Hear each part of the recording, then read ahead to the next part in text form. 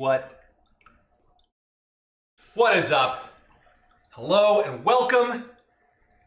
It's Friday, and thank God we've survived another whole week in quarantine. And what a wonderful week it's been together. We've cooked some amazing things,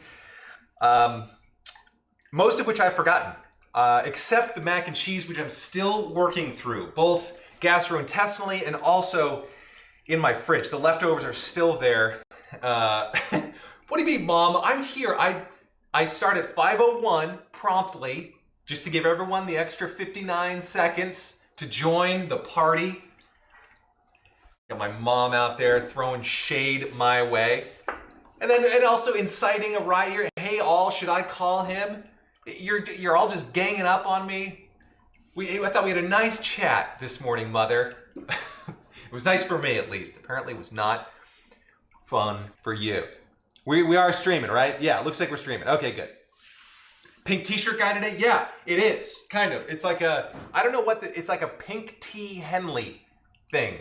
And it's kind of like a sweater texture too. It's a relatively new addition to the Pink Shirt Guy stable of pink shirts, TM.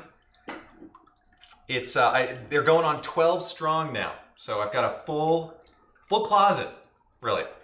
Well, I know. Okay, so use your imagination, Linguophile 88. I know it's not pink enough, but out of all the things here, it's the most pink. So let's go with it. Just trust me. In real life, it's pink. In YouTube Streamland, it's a little flesh toned. I know, but it's so good to see you. I'm so happy you all are here. This has been. I actually have been standing here since I woke up this morning. Like, when can we go live? Can we go live now? Is it time? No? Okay. All right. Shut up. All right. I'll shut up. That was me all day, and I drove my wife completely nuts. Yeah, which is the same every single day, because that's the difficulty extroverts have with when they're married to introverts and a Pomeranian who doesn't want to listen to all my dumb jokes. That's okay. I'm used to it. We've got a big, fun dish today. We're doing a rack of lamb. So it's Good Friday today. Well, good for us now, not back then. And this is in preparation for Easter Sunday. So this is kind of a traditional, well, I don't know if it's really traditional, but we're doing lamb for Easter Sunday, but we're doing it today. So we're gonna pretend that today is Easter Sunday. Just go with it. I have cooked my lamb sous vide, and I'll explain that in a little bit and the whole process. But first,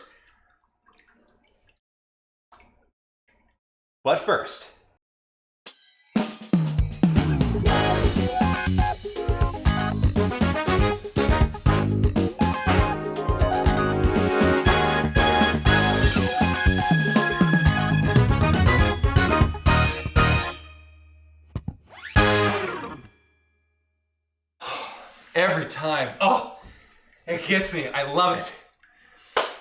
Samantha, you can have meat Saturday or Sunday. You can cook it today.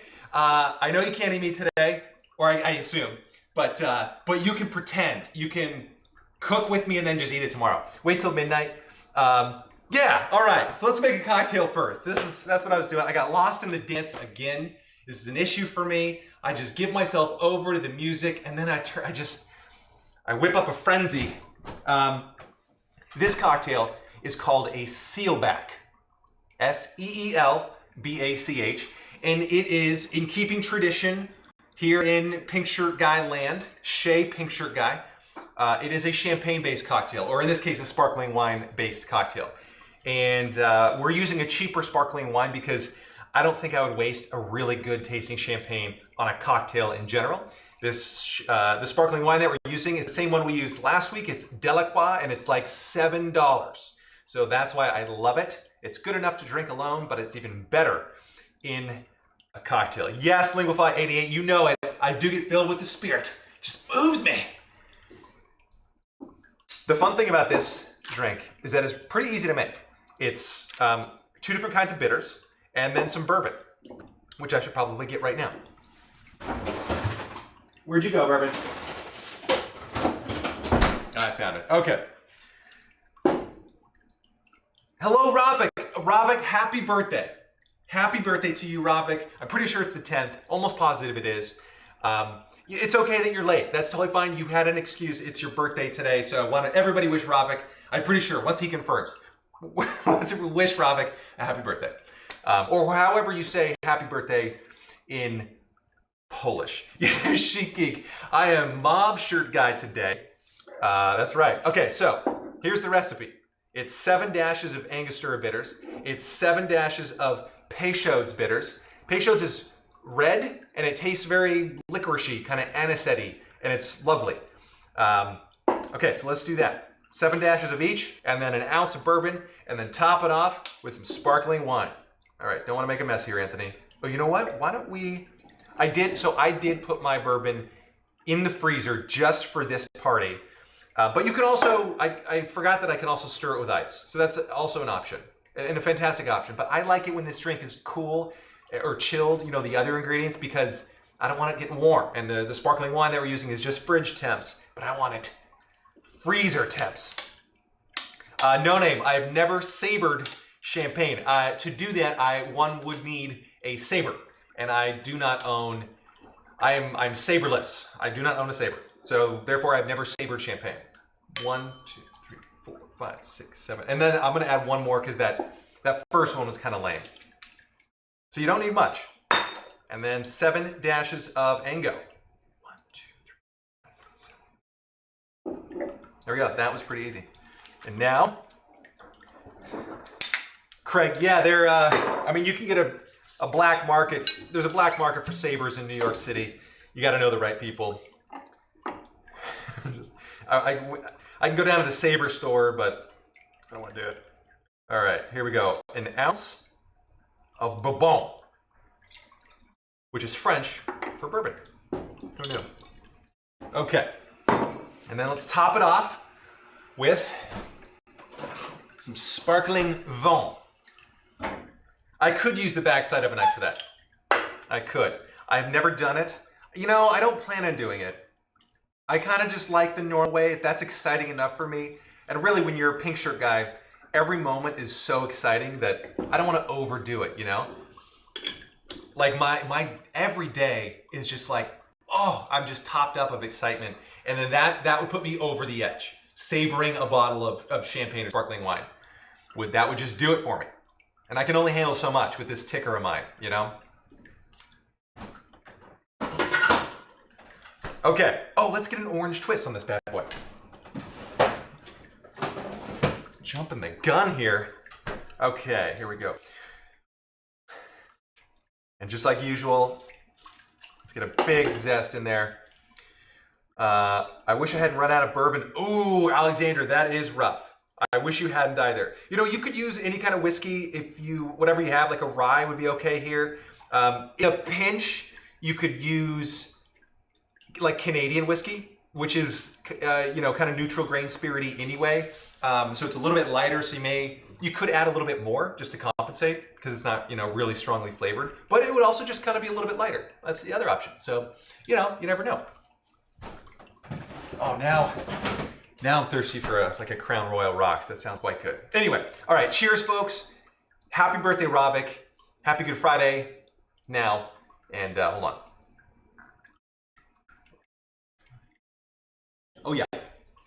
Oh, yes, please. It is so it's just 1 ounce of bourbon, which is just enough to kind of like add some weight to the cocktail, you know, some gravitas. And now it has like a commanding presence, much like me, you know, in my pink shirt. This is how commanding I get. Hey, would you please look over here? I'm doing something. Okay, that is delightful. Yeah, yes, some sparkling vin. Oh my goodness. Okay, so where was I?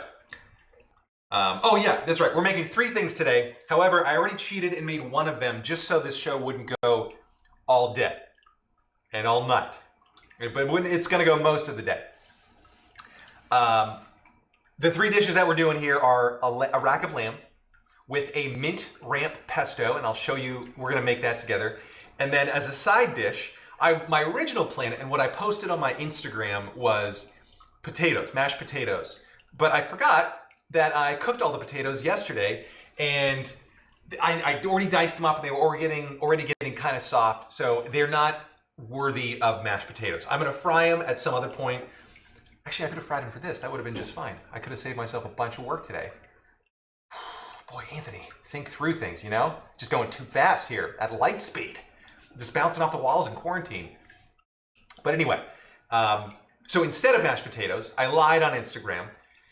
We're doing tabbouleh, which is kind of like a, as far as I know, I could be way off, but like kind of an Israeli, slightly Middle Eastern salad. And I made mine with quinoa, parsley, some mint, a little lemon, or a little vinegar rather, some olive oil, and I'll show it to you. It's very pretty. I put the recipe on my site, and I think it's in the description somewhere around here, in case you're looking for it right now. Right now. Like, you can do it. You can actually make it right now if you want. But, okay, so let me show you. The lamb that we're gonna do, we're gonna finish this off here in a minute. First, we're gonna make the pesto, because that can sit for a few minutes. But then this is what I'm really excited about.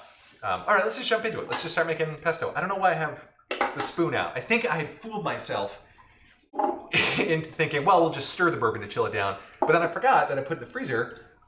What day is it? Is it Saturday already? Am I supposed to be live right now? Hold on, No Name's got a question. What was the biggest dish you cooked? For how many people? Ooh, that is a good question. I can't remember. I mean, I not huge groups, maybe like 6 people total, maybe 8 people, like if I had a big family get together, I think. I don't know. That's probably it. A biggest dish. Usually, like if I'm gonna feed a crowd, it's easy to go with a big roast. That's easy because it's like one thing that goes a long way. Like a rib roast would be perfect. And then like sides that are some that I can prep ahead of time, and then some that I can just cook the day of, or just finish off in the oven. So like the mac and cheese would be great because that we did the other day, because you can keep that in the fridge and then bake it off, right before service. So actually, this tabbouleh would be good because you can make it in bulk, and you can keep it at room temperature or in the fridge. That would work great. And let's see, mac and cheese, tabbouleh. Yeah, so that's how I would go with a big dish, big crowd. A roast, a whole bunch of wine. Your lamb timer is done. Oh, thanks, Alexa. Alexa, stop. Alexa was just reminding me that my lamb timer is done. So that's really nice of her. Alexa, stop. Boy, oh boy, she just doesn't listen sometimes. It's rough around here. Okay. Boop. Bad. So what are we doing first? Let's make the mint ramp pesto. I got way off topic there. Remind me if I forgot to say, oh yeah, that's right. No Name, it's your fault I was off topic. Yeah, okay. Hold on, let me put this away. And perfect. By the way, if you do not have an immersion circulator yet for sous vide, you can also do lamb in the oven. That's fine. I would recommend like a low and slow technique. And if you have any sort of remote probe, like a thermometer basically, that you can leave out, leave in the meat, and then have a little remote thing that you can dial in the alarm temperature and everything. That makes it super easy to do. That way you can cook it at low temperature so that it doesn't overcook, but you can just make sure that the internal temp gets to whatever your target is, whether it's rare, medium, or that's the only acceptable ones in my opinion for lamb. We're cooking the internal temp here to 55 Celsius, about 131 Fahrenheit, which is going to give us medium rare. My wife, I think, probably likes it a little more than medium rare, so that gives us some wiggle room to play with when we finish it off in the pan, because we're gonna sear it on the fat cap, and it'll get nice and crispy and brown. And because we're a degree or two below where we want it, that gives some flexibility in the pan. So we can leave it in there a little bit longer, giving it a little bit more brown on it, so a little more seared. Okay, I know, Andrew. Yeah, that's the way that, it's like the Middle Ages back there in the oven. Mine's developing cobwebs. I haven't used mine in so long. Those poor peasants having to use a real oven. Gosh, sous vide is where it's at. Okay, I think I've said this 12 times now. Let's make the pesto. Oh, first. But wait, there's more. So these are ramp leaves. They are, I'll be honest with you, when I added 6 of these to cart on my grocery delivery service, I kind of thought that it was ramps and not just ramp leaves.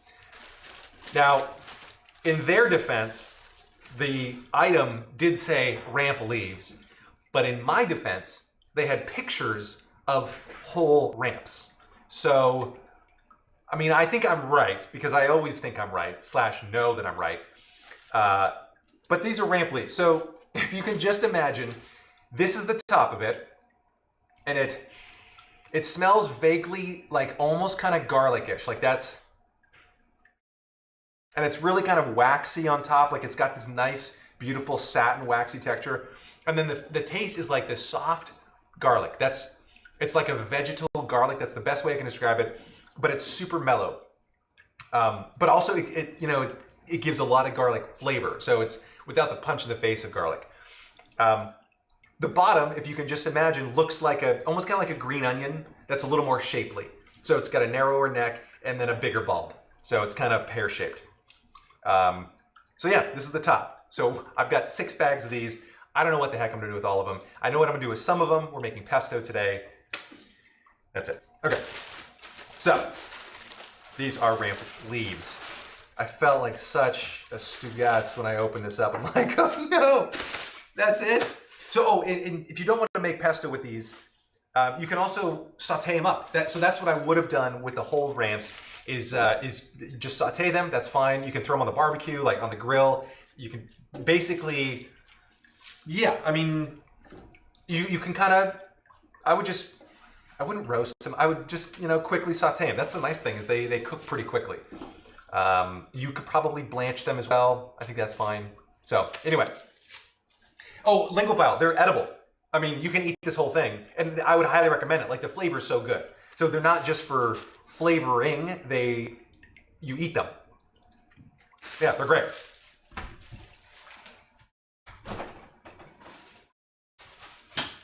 Okay, we're gonna use 1.5 bags. This is gonna be so good. All right, so the recipe I've got here, if you want this pesto recipe, it's on my website.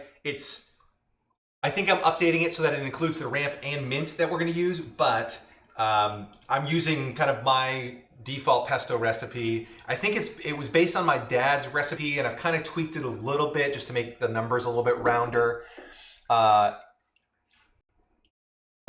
is that, okay. That's so funny. What is that noise coming? This is done, so I can actually turn that off. So quiet, so nice. Okay, thank you for telling me that. All right, let's get to weighing.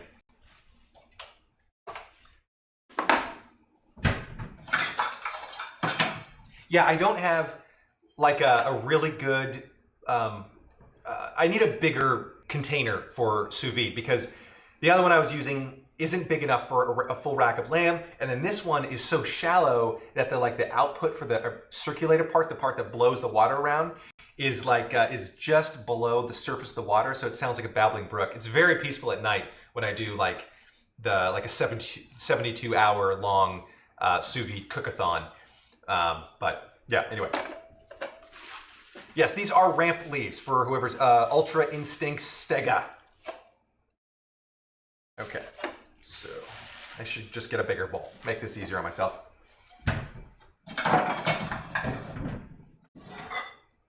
There we go.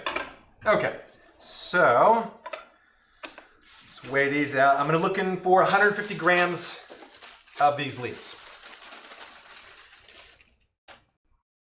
130, pretty close. It's gonna be a lot of leaves. I wonder if I should shrink this down in half. I've already measured everything else. Yeah, why not? Let's drop it down. I think, is that all gonna fit in there? No, see the other thing is I have a very tiny food processor. So let's do 75 grams. How about that? Or just on the fly, I'm gonna have to change my whole recipe here in my head. All right, boom, and boom. That's gotta be close enough, 76, I'll take it.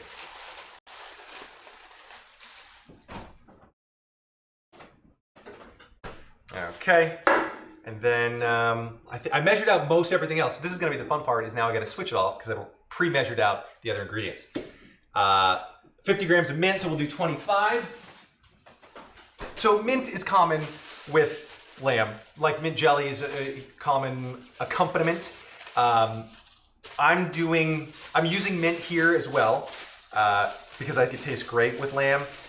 I cooked with a little bit of mint and rosemary in the bag. I've read that the antioxidant, so on Chef Steps, they talked about that, chefsteps.com, a great resource, highly recommend it. They talk about if you want to avoid gaminess in your lamb, you can actually, like the more antioxidant rich foods that you cook in the bag or in the, like a rub, it'll help prevent the gaminess from happening. Because what happens, gaminess comes from the unsaturated fats oxidizing. And since most of the fat in lamb tends to be unsaturated as opposed to saturated, all that stuff oxidizes and then it gives you kind of a gamey flavor. If you like gamey, then don't worry about a thing.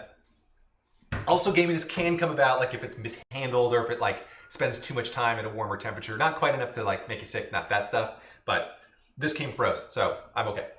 Oh, and I had to go outside today. I had to break quarantine. I wore a mask and everything, so don't worry, everyone. But my grocery delivery service emailed me at 6 a.m. when it was supposed to arrive and said, hey, we're busy packing your grocery delivery. We couldn't find a whole bunch of things. So they couldn't find Pecorino Romano, they couldn't find the Parmigiano Reggiano, and they also couldn't find the lamb rack. So I had to go 4 blocks away and get a bunch of lamb. Not a bunch, a rack. All right. There we go. So yeah, anyway, I like mint. Mint's one of my favorite herbs / weeds, depending on who you talk to. I've never had good luck growing mint, despite the fact that it grows like a weed. I can grow other things occasionally. An overinflated ego is one of them, but for some reason, the mint was just, I had a hard time. My mom can attest to that. I remember calling her for advice. Mom, how do I grow mint? My in-laws threatened to just send me some of theirs since they have giant bushes. They started just sending me pictures of their giant mint bushes. And they're like, we can't kill it fast enough. It just keeps growing back. So they're very nice people. Love you. Rubbing it in, the mint. Oh, this smells so incredible, by the way. I wish each and every one of you could be here right with me, staring into the abyss of the internet, knowing that there's 12 million people on the other side. That's great. Okay. Any questions? While this is the one thing I actually meant to do beforehand was pluck this, and totally forgot. So. Doodly-doo, there we go. Oh, and it shut off, that's cool. That's all right. I think we're getting pretty close anyway. I need to know exact. Okay, and this is, so here's the deal. Whenever I do like pestos and stuff, I only want the leaves. So if I'm doing like a parsley pesto, only the leaves matter. Oh, I didn't tear it. There we go. Now let's go back in. Boop. 17, almost there. The leaves are the flavors at. I don't want the stems. Stems are handy if I'm making like a simple syrup, and then I'll toss everything in with the simple syrup. That way I can get, oh no, I don't do that actually. I still just do the leaves. So yeah, no. If I want to remove the mint leaves for some reason, then it's nice to have the stems to grab everything. But yeah, it doesn't feel like a show, right, Francesca, if I don't weigh something. And have I told you guys about making homemade simple syrup, how easy it is? I think that's the other thing I do every time. Pickle them, and wait, pickle what? Smile or we'll die. What am I pickling? For the ramps, or I need to know? I need to know. I need to know. Okay, oh, one stem got in. No bueno. Get out of there, you stem. Okay, perfect, done.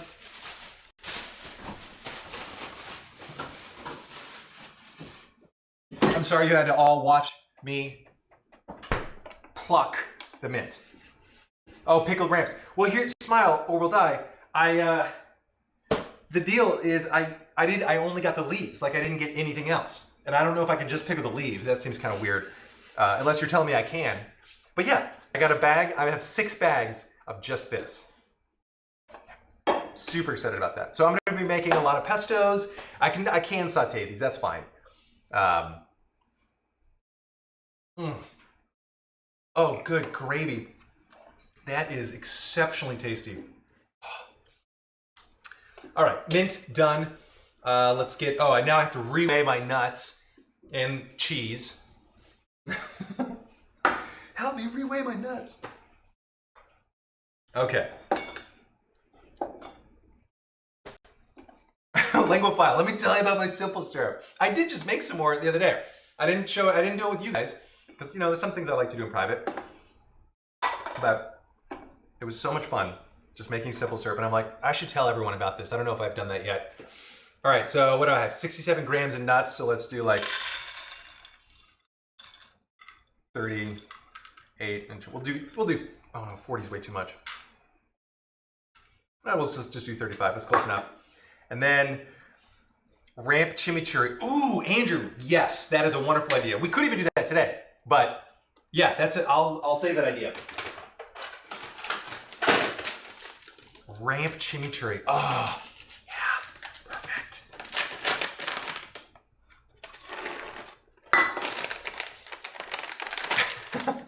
I'm still laughing thinking about the babbling brook and you fixing your sink. All right, and now the same for my Parmesan. Let's, what did I say, 35-ish? All right. 38, we'll call it good.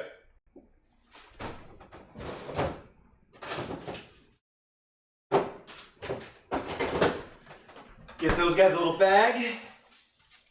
Yeah, so excited. Stream just went crazy for a while. Uh-oh. How are we doing now?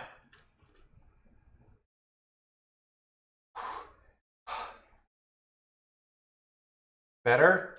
Why is it? It does look slow. The stream did that. Uh-oh. We good? Okay. It looks like it's dropping. Clear. I don't know. The quality, I don't know. Hopefully, let me know. All good now. Okay, good. All right, thanks, guys. All right. So I'm troubleshooting these stream issues. I'm new to streaming, other than this past month, and I already ordered everything I need to plug directly into my router via Ethernet, like Cat 7 cable, not Cat 5e, which I was used to years ago. But yeah, we're going full Cat 7. But you know, due to shipping delays and everything, it'll probably be here just in time for the next presidential election. Not this one, the one after. So it'll be a bit. Okay, so now we've reweighed. Oh, let's get our oil. Just doing olive oil here, just regular old extra virgin olive oil.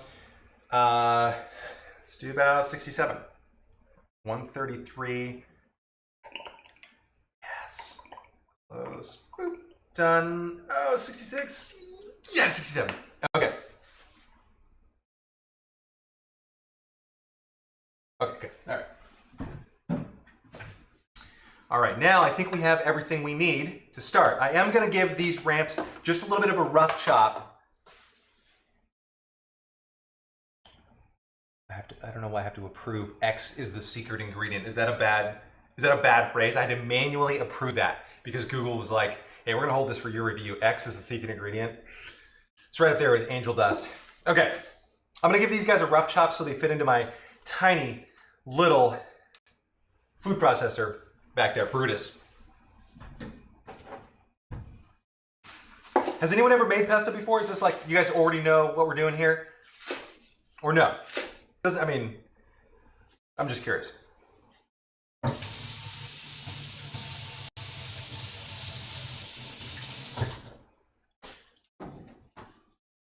Oh, I do have to grate my cheese first. Okay, normally, by the way, I would not recommend just letting the lamb sit and get cooler But I am gonna cook it really soon, so that's why I'm not worried about any sort of like just letting it chill. Normally, if you're not gonna eat this right now, I would recommend pulling it out of the water bath, putting it into an ice bath, and then chilling it.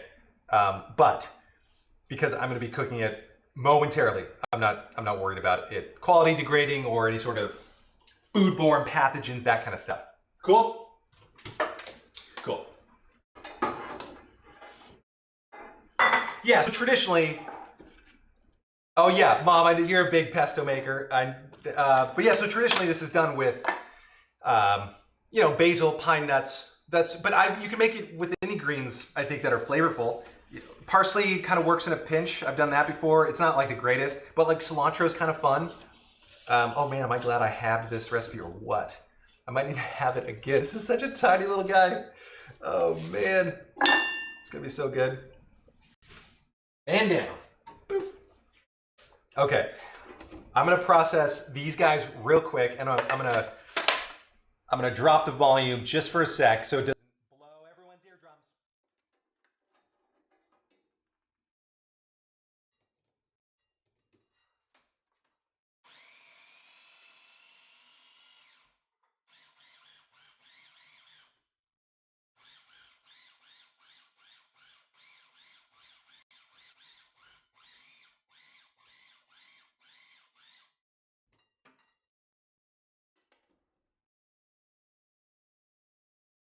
Okay, we're getting there.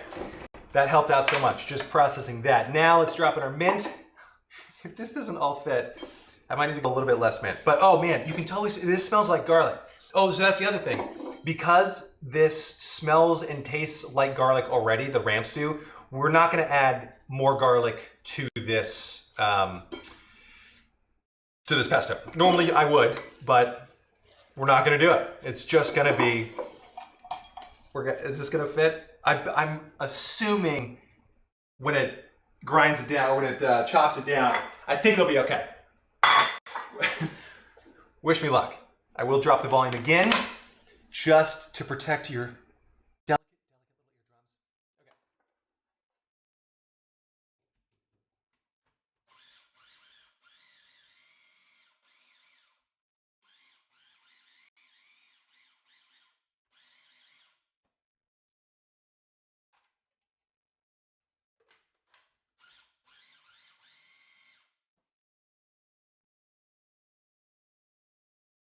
Okay. It's getting down there. It'll be good. I think once we add the nuts and some cheese, it'll help get everything all set. Like a little bit of weight on top would work. I forgot how difficult this was to make pesto in a little tiny guy like that. And I also couldn't remember like how much I could make at once. And I think we're pushing the extremes right now. Grate up some angel dust. Some Parmesan, Reggiano, but you know, in quarantine times, use whatever you've got. Like I would recommend a hard cheese, or at least something that's pretty firm. Like even a Gruyere would work. I've got some of that in a pinch. You know, that works. Parm just has a wonderful flavor, but yeah, use whatever you got. You know what? You could even use like a cheddar. I mean, just to totally change it up. That would be like the the texture would be slightly different, but I think it would totally work. It might be a little moister, but maybe back off on the oil. I don't know. That's what I would do. Either way, it's not a matter of will this work, it's how we're gonna make it work, really. That's how I live every day of my life. So.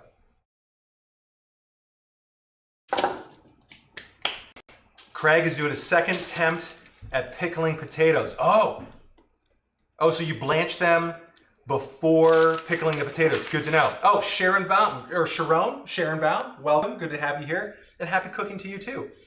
Saffrica, S Africa, what is red cheddar? Is that a real thing, or you just pull my leg? I don't know, I've never heard of that. Red cheddar. I thought it was always white or, you know, like orangish. Is that what you mean now? Maybe are you colorblind? Did somebody tell you it was red as like a joke? Okay. Let's put the nuts in. Let's get the cheese going. Maybe I'll have to do this in batches, like do the cheese. Oh no, I think it's all gonna fit.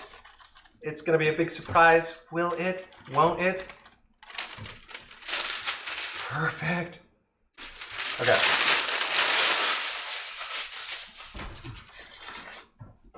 This is so great. I love how don't spill, Anthony. Good. Okay, I'm gonna drop the volume again.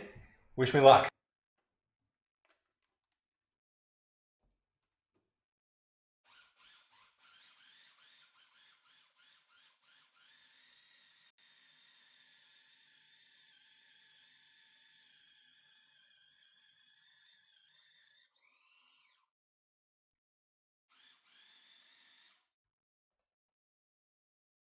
Okay, it's looking really good. Now the last step is to drizzle in the olive oil. So, wait, what? It's orange cheddar? Yeah, I know. Anyway, so the important part is we're gonna try to make an emulsion here and we want it to be stable. So that means adding the olive oil a little bit at a time. Conveniently, these little guys have two little drippers up at the top. So I'm gonna just drizzle it in and it'll automatically drip it while I keep it running and blow out my hearing. If you have a giant food processor, just, I think you can do the same thing. They all come with that. And someone asked me if I had a mortar and pestle to do this in. No, even if I had the mortar and pestle, I wouldn't have the patience to sit there and like grind away. It would have to be a million times better tasting for me to like do that. I mean, I understand that people love doing it and then it could be better, but man, oh man, I don't know if you'd have to trick me into doing that. That would be like a work camp or something. Like I got caught in North Korea and they're like, you got to go to work, do something. And they're like, man, that mortar and pestle. And I'd be like, oh, okay, I guess this could be worse. I would do it then. I'd also wonder why I'm in North Korea and what did I get caught for, Okay, I'm gonna drop the volume one more time. This should be the last time.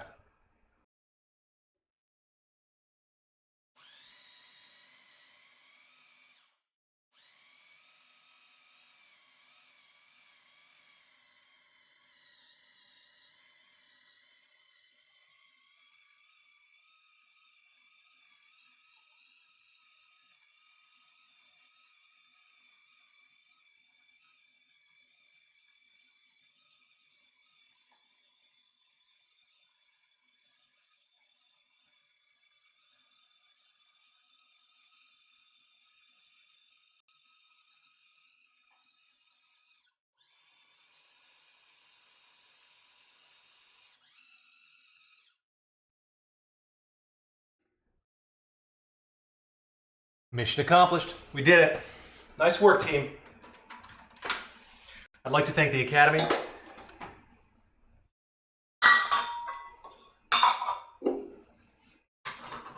Crushed it. Okay. Took no time at all, right?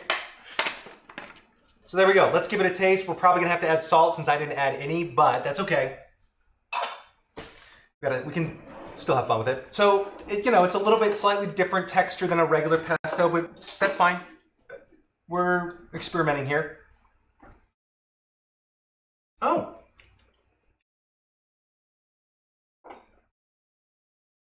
That's super flavorful. It does need salt. Oh, and the other thing I forgot to mention is if you want to keep the leaves really bright green, you can blanch these for 30 seconds. And I think I meant to do that, but I got lazy and we're probably gonna eat most of this anyway pretty quick, but that is a good way to prevent it, is just blanch them 30 seconds, pull them out, kind of squeeze them to get rid of the water, and then do all this fun stuff. So, salt. Okay.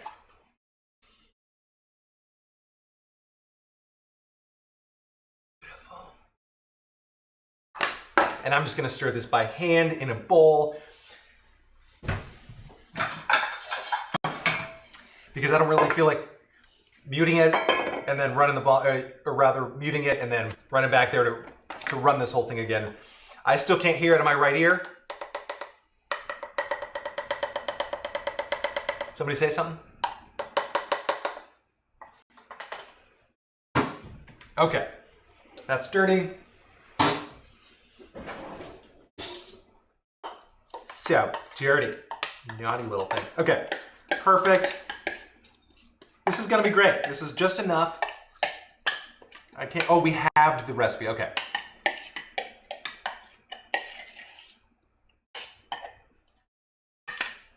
This is like the one time when I actually need that little tiny white spatula that came with this thing. And every time I leave it in my key drawer, and I'm like, what the heck is this thing for? Every time I look in there, and I always remember, oh, it's for perfectly cleaning the perimeter, or like the sides and the walls of this little guy. It's not worth it. All right, we do want this to be decently salty, and there's a lot of vegetation in there. Okay. Look at this, doesn't this look great? It's like a perfect pesto texture. Flavor spot on. The ramps, it's like a perfect amount of garlic flavor in there. And you get the nice green, and then the mint kind of warms it up a little bit with like its nice little spearmintiness. I love it. And it's pretty cool. All right.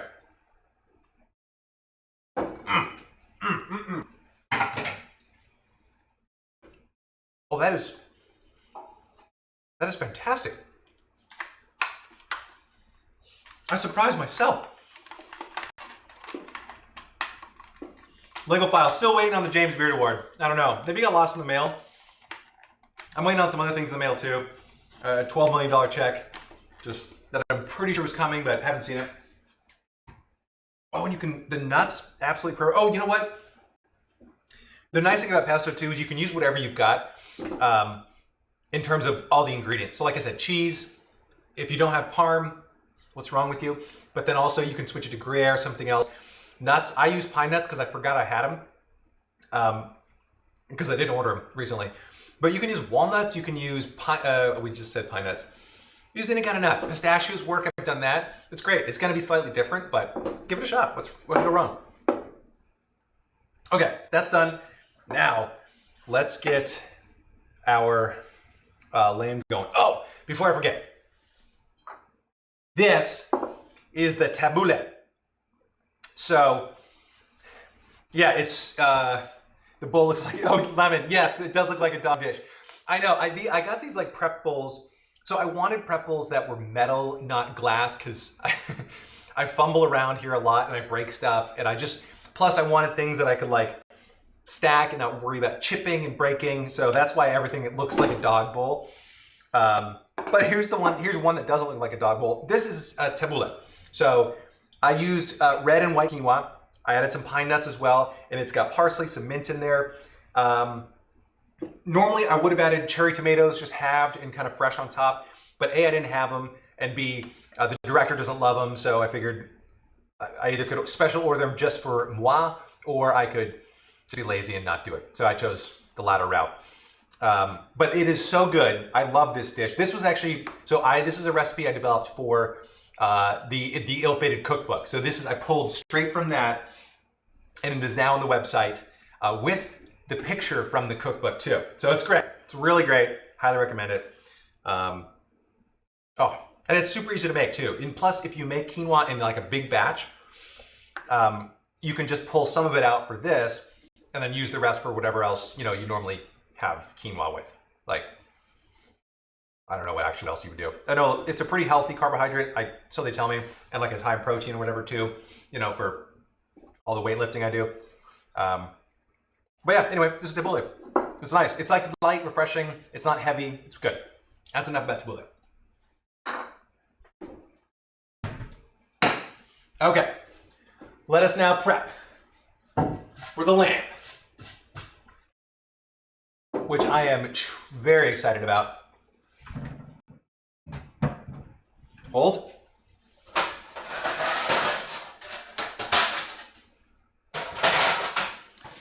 Sheet pan. I don't know how my sheet pans got so dirty. This was once nice and stainless steel colored, but now it's definitely not.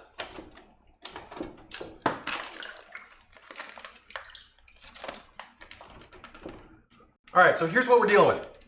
This is a little rack of lamb sous vide. I've got rosemary and mint in there. I didn't add any extra fat. You could have, I could have. Like whenever I do a sous vide in a vacuum bag, I always recommend butter because I don't have one of those fancy chamber vacuum sealers where you can add liquid to it and it still sucks all the oxygen out and seals it without it, sucking the olive oil out. But I didn't. Some of the fat kind of rendered out. That's okay. That's what we wanted. So it kind of marinated in its own juices. Fabulous.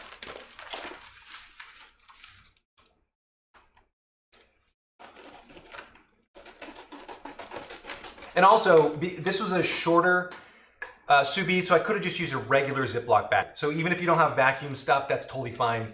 I kind of wanted to do it vacuum just to make sure that there was no oxygen in there and therefore minimizing any sort of risk of oxidation for the saturated fat, to lead to a gamey flavor.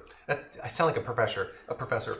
Well, you can actually see that we've removed as much oxygen as possible, and with the final goal of minimizing the amount of oxygen contact with the saturated fats. Perfect. All right, let me get rid of these greens. Oh, hello, beautiful.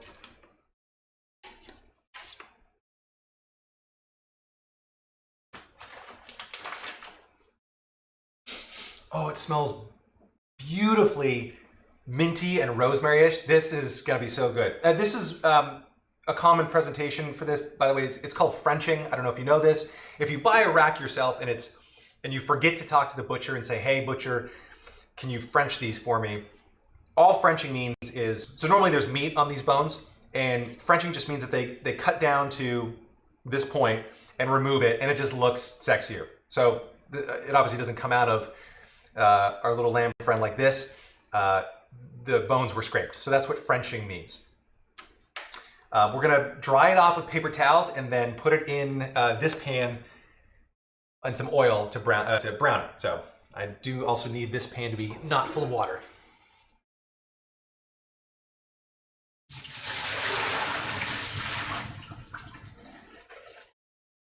Perfect.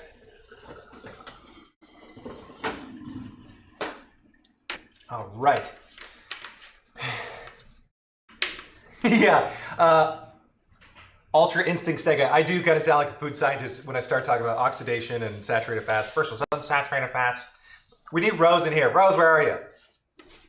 This would be in those 4 levels thing where I'd be like, oh, I don't know, maybe Rose knows. Rose, I'm just a level 2 chef.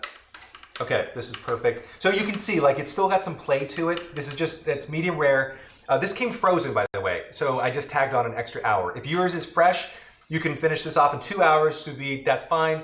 I added an hour because it was frozen, and that's how it came from the butcher. So, this morning. Anyway.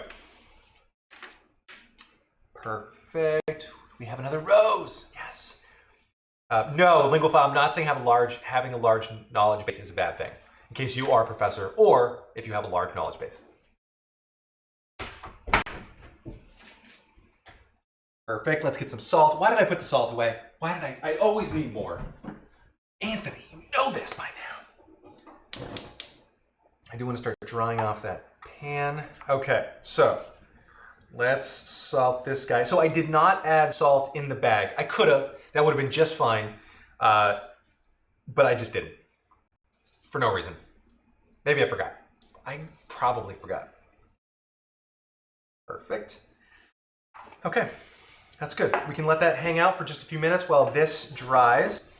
What else do we need? I should get ready for plating. This will be enough for the 2 of us for sure, but it depends on if you have side dishes, but like a rack of lamb, a full rack, 8 bones, is probably good enough for 3 people for sure. 2, 4, 6, 8. You have 4 people on the lighter side. So in case you're trying to plan this out, if you have a bunch of other sides, a rack for 4 people is good. I would take like the small portion for myself just to make sure my guests got enough, but that's, if you're planning on this, that's what I'm saying. Or 2 very hungry people. Oh man, that is still so good. That gets me like in a holiday mood. For some reason, I don't know, sparkling wine feels so celebratory. And it's perfect for a Friday. Yeah, I just love it. Okay. I clean up real fast so I don't make a big mess over here. Don't mind me. Okay, now you can mind me.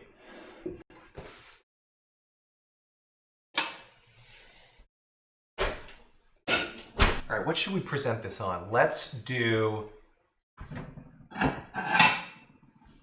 So this is what I want to do. I want to get everything ready so that we can get the rack right on the plate and bring it right out to the table too. Because, you know, that way everybody can spend 5 minutes admiring it, asking me a whole bunch of questions, and I can explain, and it'll kind of just coast and rest into its final cookery.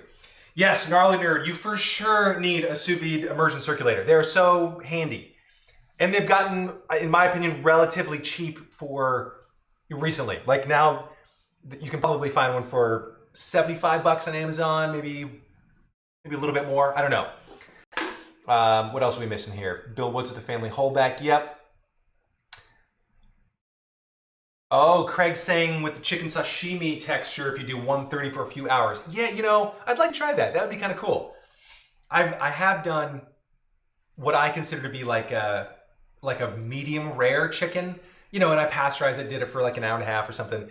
And it was interesting. But it wasn't quite, to me, it would have to be either I know I'm getting like a chicken sashimi, you know, texture, or I want it to be, you know, medium, you know, still moist and firm, but I like the firmness, you know, when I was cutting it with a knife and it's sliding around a little bit, that's not, it just wasn't very appealing. Okay. Oh no.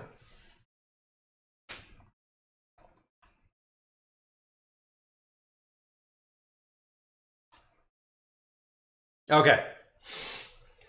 Sorry about that. I have no idea what's, this is a thing I'm troubleshooting. So please know, don't leave me yet.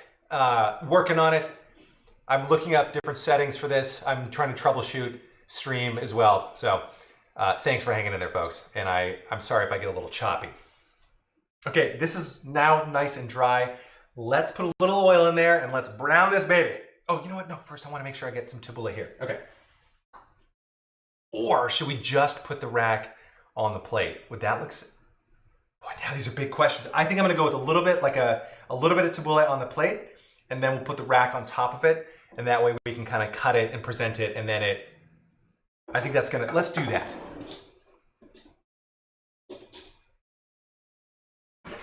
That way, my wife and I can have dinner, and it'll look really nice. We'll do this. Let's make a little, like, enough for 2-ish people. Perfect. And we could probably have more too. Yeah, that's, oh, you mean slice it beforehand? Oh, that would be really cool too.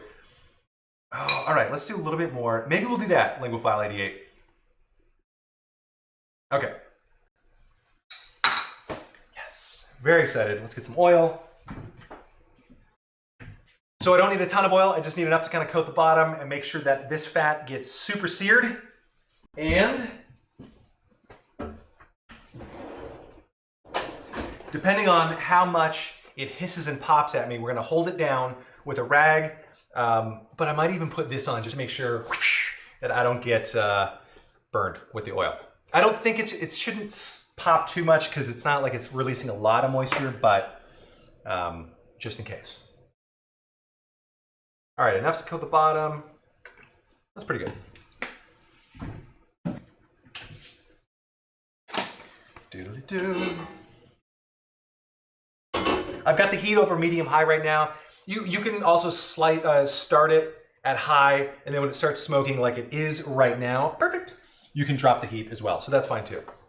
Just be careful, because it will get hot and it'll splatter a little bit.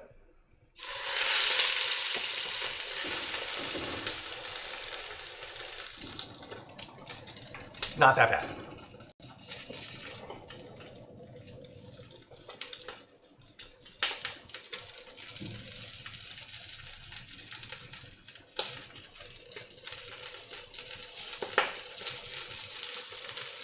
All right, it's hissing a little bit. This is good.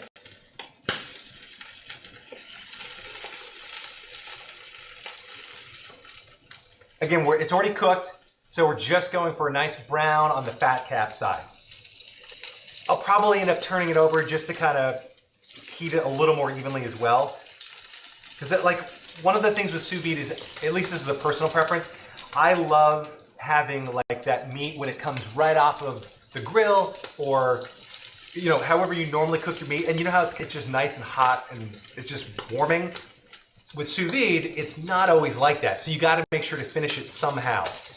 You know, it only got up to whatever 132 degrees Fahrenheit, and I kind of want the outside at least to be hotter. So, just a personal preference thing. I just like it when it's like sizzling a little bit.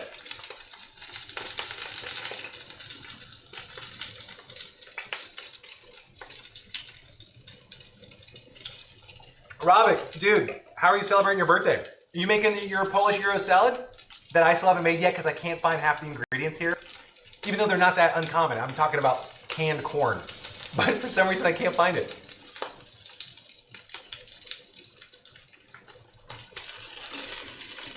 All right. Let's see how we're looking here. Oh man, we're getting there. I guess I don't need the rag and a glove. I could have just used the glove or just the rag and it would have been fine.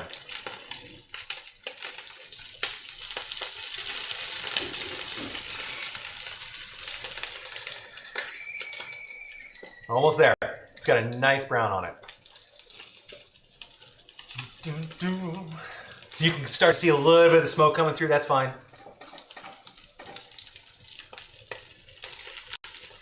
Robbie, you had eggnog with the parrots. That is so nice. How was the eggnog? Was it homemade or did you buy it in a store? Like, how do you like your eggnog? I've never seen arsenic in Old Mace. I've heard great things. That sounds like such a wonderful birthday, actually.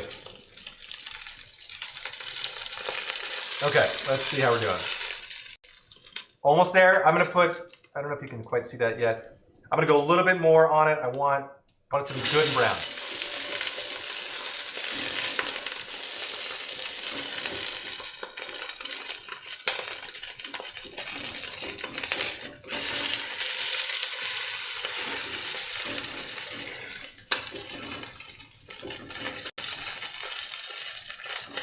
Oh, you know, we could have also broken out my favorite tool ever, the torch. Maybe we'll finish it off just a little bit with the torch. Oh man, this already smells good. It smells a little bit lamby, which is like, I like knowing what we're about to eat here. Okay. Craig, I know, dude. The sears all sound so good. Like just a nice... Saffrika, doesn't that torch need fat? Well, yeah, I mean, it helps with that. So you can try like rubbing a little bit of olive oil on it. That would be nice. But like, it depends on what you're trying to toast. Like this heats off. Good. Okay. Like we could, yeah, it helps with fat. But like on a, you can sear a side of steak, that works just fine. I don't think we're gonna need, I think it actually turned out all right, so I don't need to whip out the torch for this one. Dang it! Yeah, this is looking really nice. Well, I'm gonna leave that in there for just a second while I get the pesto ready to go. Oh, I'm so excited, this is gonna be so good. And oh yeah, Lingophile's right. The fat cap is still on this. Like there's enough fat there that it'll actually sear and brown and stuff. But even like with the steak, you should be okay, you know, torching the side of it. You maybe just, maybe you're going too fast, like you could slow down a little bit. I don't know if that's what's going on, but it could be. You'll know if you burn it. So just make sure you go fast enough not to burn it. And you could try just burning it in one small spot and being like, okay, I just need to move a little bit faster than that. And then you can figure it out. Okay, let's do this. Let's, oh, what do we decide? Are we gonna slice this first? Or are we putting it right on for presentation? Let's slice one off, at least one. Let's do one. Okay.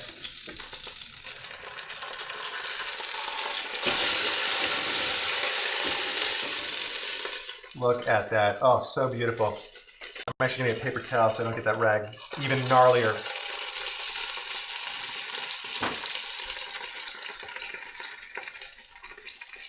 Okay. Done. Oh, drop man down. Oh, poor guy. Don't worry. You're going to a good place soon. Okay. Now, let's get you a little bit dry so you don't slip around. Oh, I achieved my goal today. Isn't that nice? I don't know what my goal was. Moving around. Not being such a lazy sloth. Nailed it.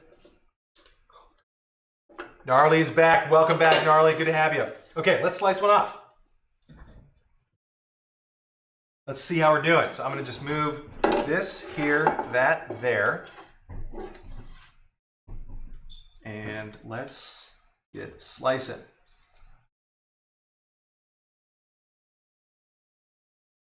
Oh, don't tell me the chine bone is still in place. No, I think we're going to be... Oh, yeah. Let me just work my way around it.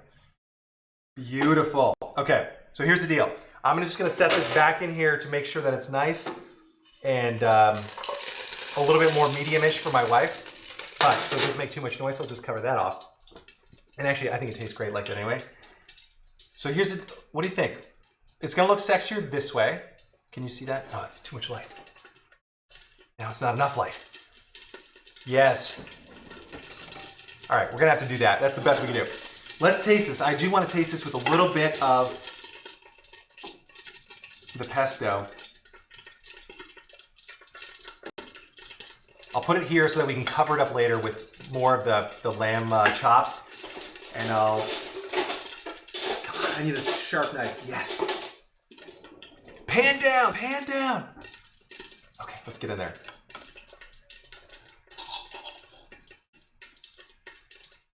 Oh, look at that.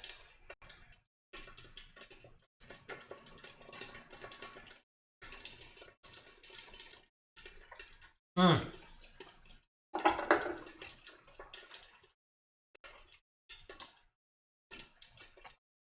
That is some of the best lamb I've ever had. I do like that. That is really good. So the lamb right now, perfectly cooked.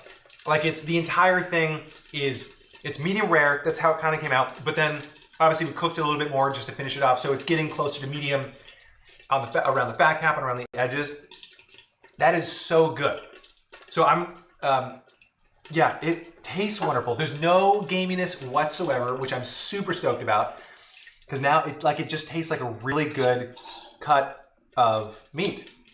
And the pesto is such a nice move. Like the mint and ramp, it's amazing. Like it's just a nice, it tastes like garlic a little bit. It's got a little bit of vegetal kind of warmth in there.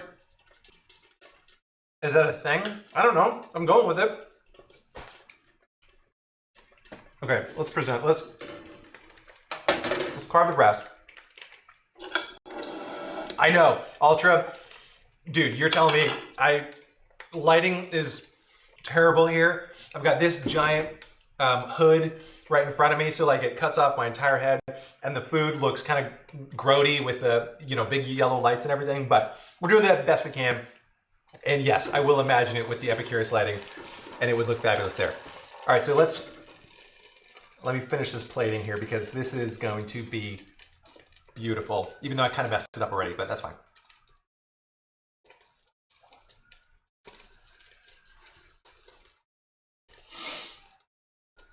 So I think the chine bone is actually still in there. I thought they removed it, but maybe not. The chine bone is like it runs along, maybe I'm running into something else that I'm not aware of, but I don't want to have to cut through it. We'll do that guy there.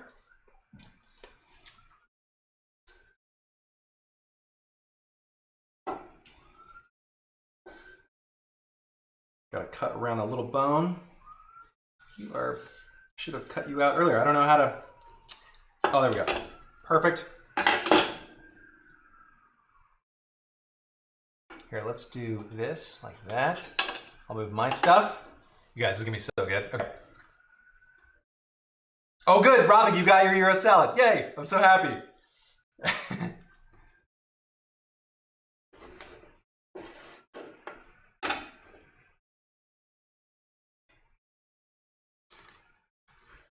The other thing too is if you have somebody that likes it done a little bit more, at this point, like I could actually set these down.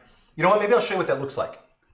So, you know, if you're serving 2 or 3 people, some of them like it medium rare, some like it medium.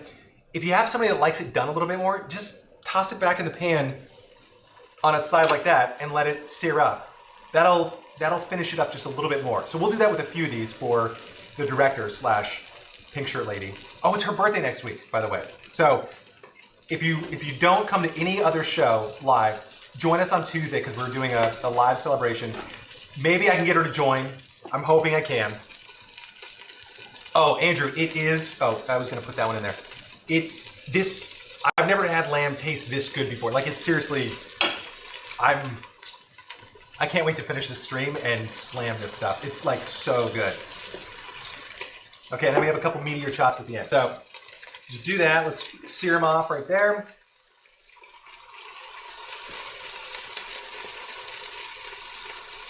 I'll save this one for the chef. Well, linguophile, yeah, I know, but when I'm serving meat, I kind of like to know. I could just tell them to shut up and eat it. It's not a restaurant, but I want my guests to be happy, you know, and I'd like them, if it's just a matter of a few more minutes in the oven or searing it off like this, I'm okay babying them just a tiny bit. Patty, it is delish. It's very good. Okay. I'm not cooking these for too long. I just kind of want to, you know, finish them up just a little tiny bit. You know, so like I can take these 3, I'll put these 4 in, and they are actually really good though, as is. Just a minute or 2, I'll turn it over. Doesn't need much more. That's hot. It's actually spitting up a whole bunch of stuff right now. Let's cover it so that the computer doesn't get completely covered with oil.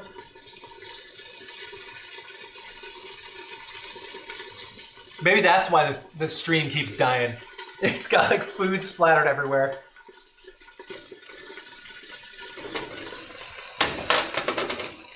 Okay, we're gonna call this, it's not, here, you know what I'll do? Oh, here's another idea. Okay, now I can actually play with my torch.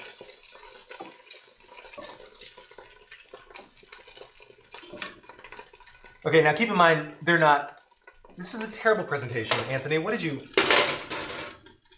I could have done better. That's okay.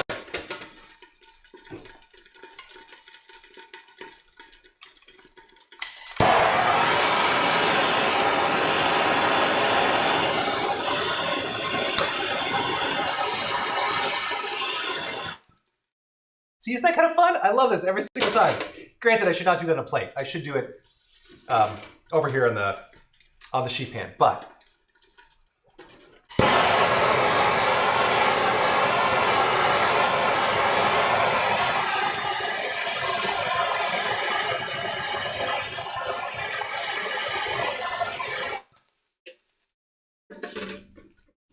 There we go. See, doesn't that look pretty good now too? That's seared off. Okay, let me taste one of those. I'm very excited to do that. And then I should probably get serving. I'm having so much fun with you guys. Just like, what else should we do? What else should we do?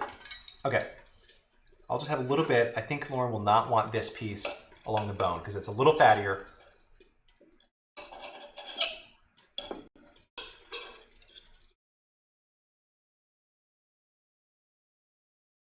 Oh my God, that's so fantastic. Here, let's do this.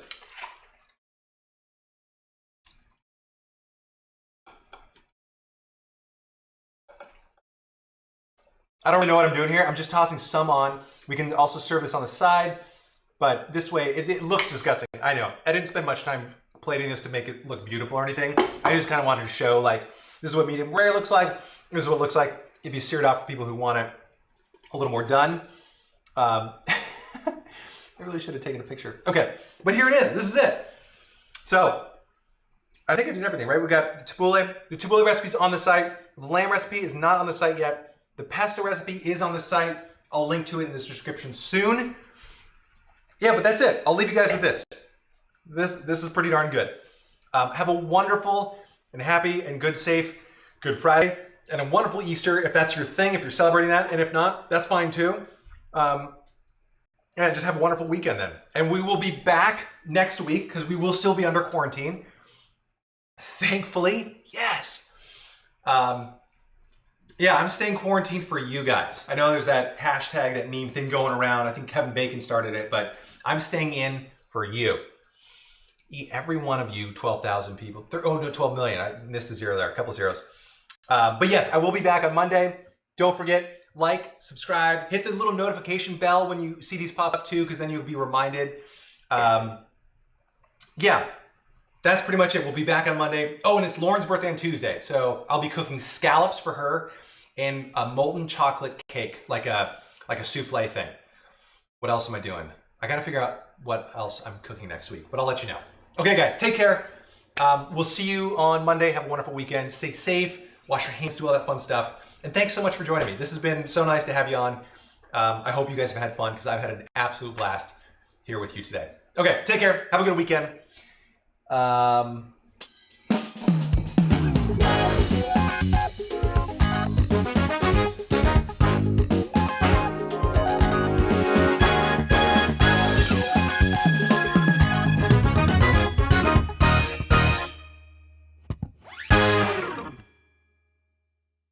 Bye.